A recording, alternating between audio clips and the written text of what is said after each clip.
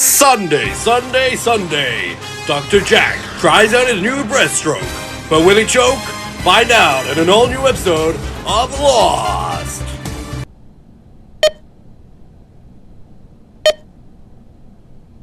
This week on Lost, Jack and Boone star in Brokeback Ocean. Just deep breaths now. Come on. Just breathe. Just breathe. Boone also auditions for a crappy remake of Taxi Driver. Hey, I'm talking to you. And we get our first look at a headless and race-swapped Paolo. Ooh, hot! Welcome to my Lost Rewatch, where I am rewatching every episode of the series Lost and talking about the good, the bad, and the mysteries. This week is Season 1, Episode 5, White Rabbit. Let's get lost! This episode is non-stop water all the time and always. First, someone drowns in water, then Michael tells Walt not to drink seawater, and then Jack needs more sleep, and the Chinese word for sleep is shui jiao, but the Chinese word for water is just shui, but jiao is also feet or foot, and Christian Shepherd's feet, jiao, are in the water, shui. Aha! We also get Sawyer and Sun being thirsty, one for a tall drink of water, and the other just for some regular water. And then obviously, we've also got Claire, whose water is pretty close to breaking, but at least the survivors would have some water to drink then, eh? Anyway, all of this water talk sets up the conflict in this episode that the survivors' water is running low and that someone has nicked it too. Jack, apparently hallucinating his dead father, stumbles through the jungle figuratively and literally. Locke saves him and has a pretty important conversation with him, and then Jack finds a stream of water and effectively climbs the podium that elects himself as the leader of the survivors of Oceanic 815. Altogether, it's kind of a small episode, and the show is really starting to feel lived in now. The characters have stopped just waiting for rescue and are starting to be more concerned with their day-to-day survival and continuation of life.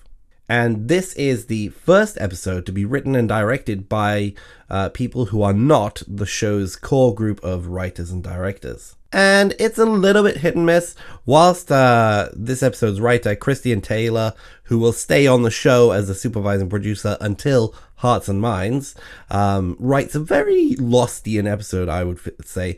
The direction from Kevin Hooks is a little bit strange. I think he makes a few weird choices this week. They're just small things, but on a rewatch, when you're watching every episode in a row, some of the choices he makes do stand out a little bit. For example, you've got the transition to a flashback, which is signaled by Christian's ice cubes rattling in his glass.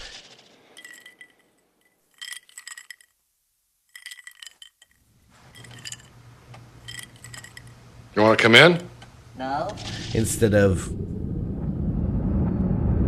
that. And then there's the crossover between spoken lines, where Lost flashbacks usually play out more as subtext rather than the obvious mirroring of these lines. Where are you? Where are you? Where are you? Where were you? Where were you? Just a little late. Where are you? Where are you? Where are you? And then there's just kind of the direction choices of these scenes paired with some music that doesn't really sound like series composer Michael Giacchino at all.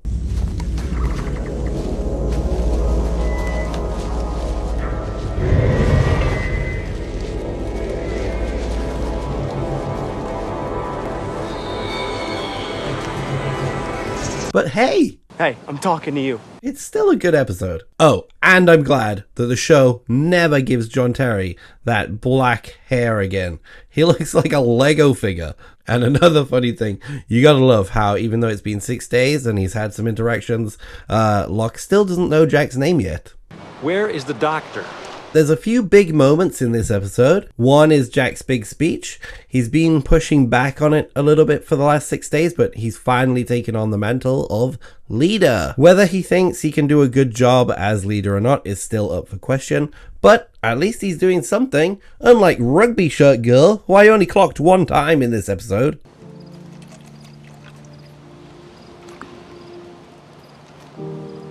And another thing that I like about this episode is that we get some good teases about information, but we don't get all of the information that we want. For example, in Tabula Rasa, we see Kate being captured, but we still don't know what she did. In Walkabout, we see Locke struggling with being paralyzed, and that's refreshing for us. Like, that's new information for us, but we don't see how he got paralyzed. Just like in this episode, we see the dynamic, which is going to be really important for Jack and Christian throughout the show, but we don't actually see what made Christian go to Australia that apparently Jack was very key in making happen. And you've got to love little lines like this that's in the script.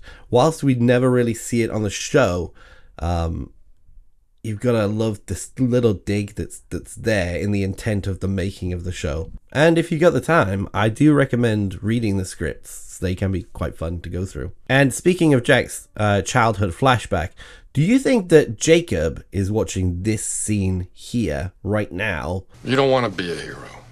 You don't want to try and save everyone. Because when you fail, You just don't have what it takes. Look, if you have any idea on how to get Jack to go on your little adventure, I'm listening, dude.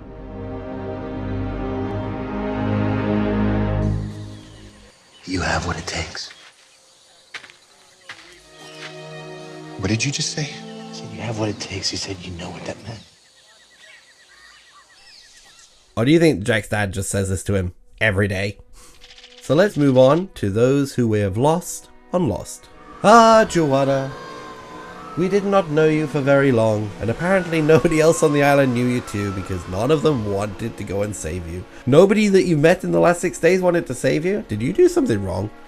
Did you try and F Steve? What did you do to Rugby Shirt Girl? Joanna. Okay, let's move to Whose Side Are You On? That's where I talk about the episode's MVP, or just someone who I'm siding with in this episode. And I've saved that big conversation between Locke and Jack for this section of the show. First, let's take a listen of this quote by Damon Lindelof, the show's co-runner and co-creator. I would say that Lost was really an exercise. The biggest challenge of the storytelling was that how is it, and it was always presented as a criticism, but I was always proud that we were getting the criticism and people were still watching the show because I was aware that the storytelling technique wasn't perfect, but it was essential, which is how do you get the characters to not share pertinent information as it relates to the mythology of the show? My theory was that I would rather have the audience get really frustrated about the fact that the characters weren't doing it because I knew that the audience was. And so the key was populating the show with characters who just weren't interested in the mythology, you know, even though it defies logic. So I insert this here to say that this is one of those rare episodes where characters do talk about the mythology of the show, and I think it's a conversation that's done very well. And sure, Locke skirts around the finer details of what's happening or what he's seeing, but the conversation is there. And to me, what makes this such a good conversation is how it gets reflected later on in the season, in the finale. Only the two characters have kind of changed their approach by then. So in this episode, you get Jack, who is kind of unsure about things, and he's even flirting with the idea that they really could be in a place of magic and weirdness. Whereas you get Locke, who he's very sure of his faith, but the key difference is that he's not forcing that faith on other people. Here in this episode, he's asking Jack questions. He's trying to find the answer in himself. And I think one of the ironies in this episode, in this conversation, is that I think that Locke actually tips Jack over into being more sure of his own beliefs that makes him into the man of science. And that man of science, man of faith dynamic is really going to pit these two together all the way from now up until Locke's death in season 5, until Jack actually, finally sees sense and starts to believe in him. Too late! But he does still see it. But yeah, just kind of to reiterate, I think it's great that here Locke just only asks questions. He's hoping for others to discover their purpose and the specialness of the island. He's hoping that they will see it just as he did. But later in the season finale, he's no longer asking questions. He's no longer like waiting for people to see it for themselves. He is telling them, we are here for a reason. We are here to do something. Someone brought us here. And that's what makes this conversation's reflection from this episode to that episode so good in my mind. Anyway, I haven't said whose side I'm on. I'm actually going to say that this marks the first time I'm not with Jack. I am with Locke. I am Locke's side. It's just Steven just jumping in here for a second. In my previous version of this video, I did have what I would think was a solid joke about Jack not being able to get in his car and listen to sad music like he does in the season 3 finale. And I just wanted to say, you know, we all do it. We all go in our cars and listen to sad music sometimes.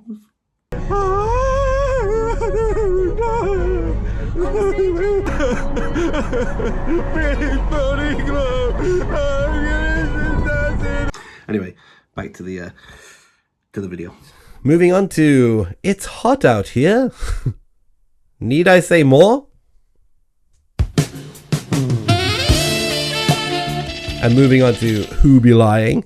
Look, either Boone is lying about having a lifeguard's license, or he's just a really shit lifeguard. And Charlie's either lying about not being able to swim, or I kind of like the theory that he was high and he didn't want to go in the water, so he's actually doing a smart thing there. But still, they are liars, I think. They are liars, and for that, I hold them both accountable for Joanna's death. Liars! And moving on to Check Your Mystery, we have a few mysteries to put into the mystery box in this episode. First up, we have Jack's apparition. Is it real? Is it in his mind? Is it something else? Well, we get it answered when Man in Black says, Jack, what do you really want to ask me? The third day we were here, I chased my father through the jungle, my dead father.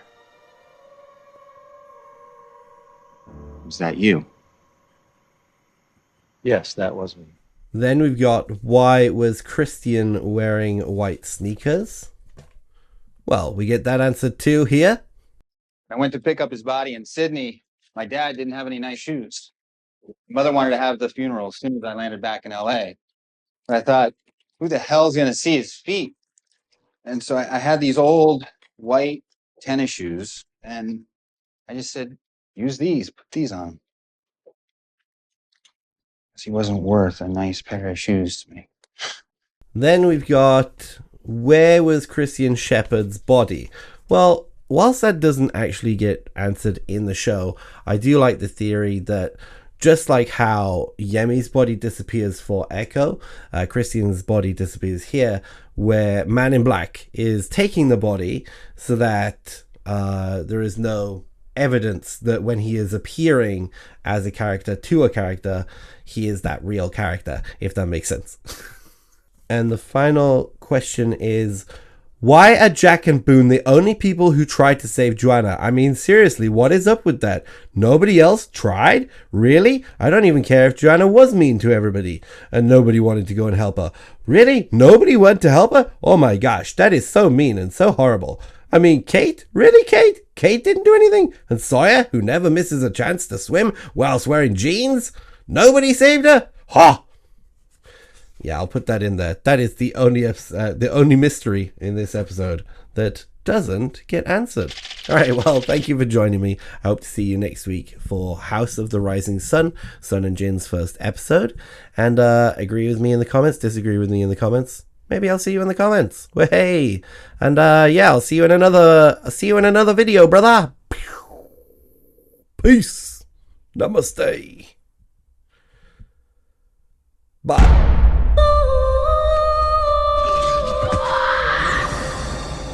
He tried to kill Michael. The cuffs stay on until we know why.